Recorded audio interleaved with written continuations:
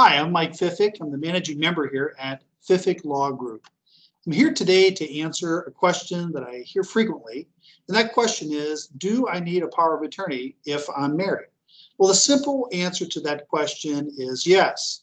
There's nothing under the law that gives a spouse the ability to control the finances or access accounts for his or her spouse in the same way that that other member of the marriage can. So today we're going to talk about powers of attorney and some bad things that can happen if you don't have a power of attorney, and why it's important that you have a power of attorney even if you're married. So what is a power of attorney? Well, a power of attorney is a document that you sign that gives somebody the ability to make decisions on your behalf or to control things that otherwise you can control. There are two primary types of powers of attorney. One is for finances, and the other is for your medical condition. We're going to be talking about the power of attorney for your finances and not the power of attorney for your medical decisions today. It's important for you to have a power of attorney for medical decisions, but that's a video or a talk for another video, and we'll be doing that sometime here soon, so please stay tuned for that. But today, primarily, we're going to talk about financial powers of attorney. So this gives somebody the ability to control your finances or do things with your assets in the same way that you can do it.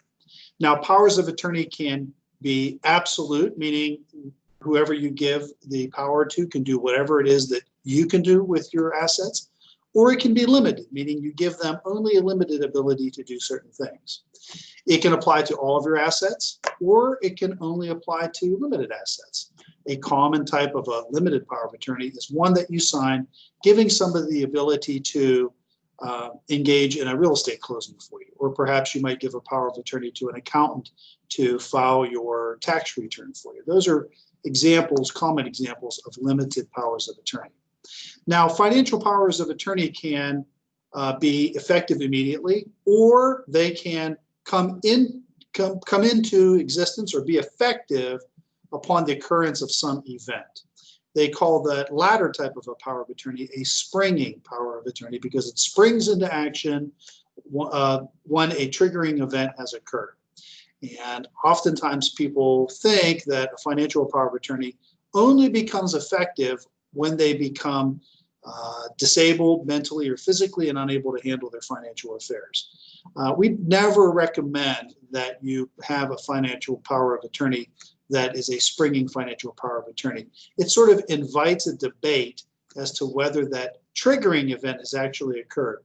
It's sometimes very, very difficult and can lead to a costly litigation to determine whether you're mentally or physically disabled such that that power of attorney has, that triggering event has occurred.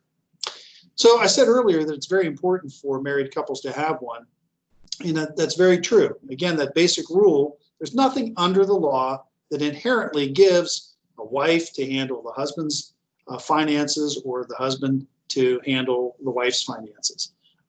It's just not true. If you have assets titled in your own name, your spouse is not going to be allowed to transact business on that account. So if you have a bank account in your own name, you won't be able to access that. If you have a retirement account in your own name, your spouse will not be able to access that account or change beneficiary designations. Life insurance is another example. Some types of assets that you have through your work, perhaps it's a life insurance policy or a 401k plan or a pension. Those are all assets that are typically going to be in your own name that your spouse will not be able to have access to in the event you can't, even in the event of an emergency. And that's really true these days because banks, hospitals, medical providers are more concerned about security and restricting access to these accounts than ever before. Sometimes they're not even willing to tell you whether the asset actually exists unless you're the owner of that account. They've become very, very restrictive, and that's really because of the advent of identity theft and how rampant identity theft is. Plus, the laws have changed over the years, and banks, hospitals, and any other custodian of some type of a financial account are under very strict regulations and guidelines to protect your personal and financial information, even from your spouse. Now, this is a really common issue that's happening these days, where spouses can't have access to other spouses' information. And we have a lot of different types of relationships than we used to have.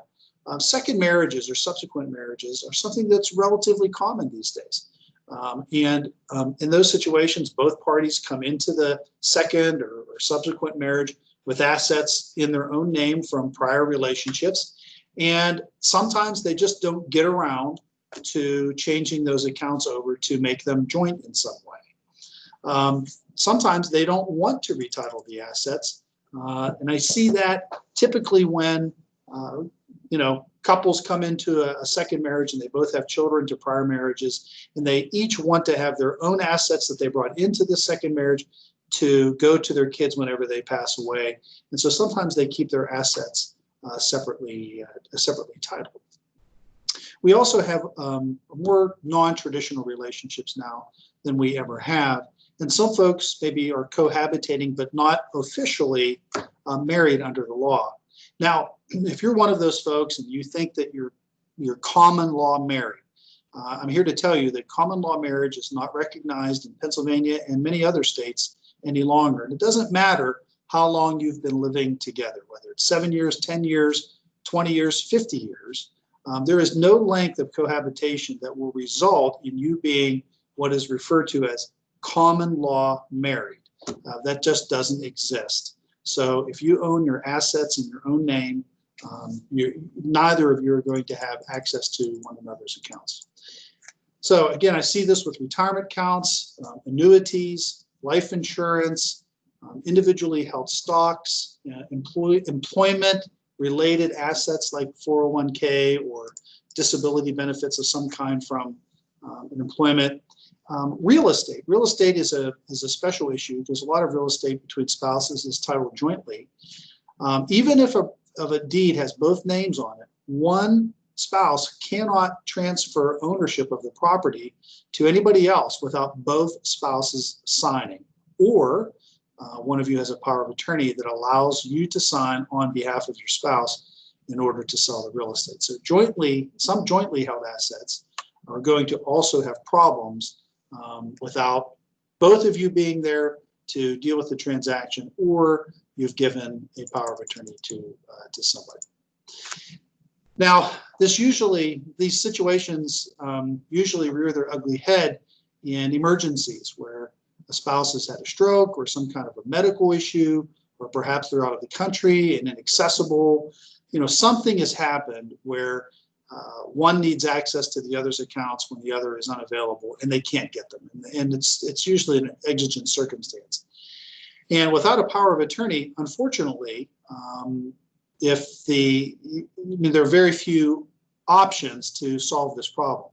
If the spouse who owns the asset that you're trying to get access to is incapacitated physically or mentally, and that's the reason why you need to access their accounts, one option would be to go to court and file a petition to be appointed as the guardian for your disabled spouse. Now, that's an expensive and time-consuming process, and it's not as easy as you would think. It may be very much in doubt whether your spouse is mentally or physically disabled such that a guardianship is appropriate. And not every situation is nice and neat and clean where everybody who's involved or who has a stake in the issue is going to agree that your spouse is disabled. In fact, your spouse may disagree that they are disabled and oppose you and put you in a very uncomfortable situation of going to court to have your present spouse declared incompetent or incapacitated, and they're fighting you tooth and nail. This is particularly difficult in second marriage type situations, especially those that involve children from prior relationships. If you are seeking to have your spouse declared incapacitated, you may not only be opposed by your spouse, but you may be opposed by your spouse's children from a prior relationship, and they may really stand in your way and make that not only expensive and a time-consuming legal proceeding, but also one that's very emotionally costly as well for you and for your family and for your spouse. So it's very important that married couples have powers of attorney. They're very inexpensive to get done. They don't take very long to complete. But the consequences of not having one done can be much, much, much more expensive. So I encourage you all to please get your power of attorney. It's really one of the most important legal documents that you can have. And dollar for dollar, you're going to get a great return on investment. Thank you for watching. If you like these videos, I would ask that you would please like them, leave comments. Please subscribe to our FIFIC Law Group YouTube channel, and please feel free to share the channel with your friends. Thank you.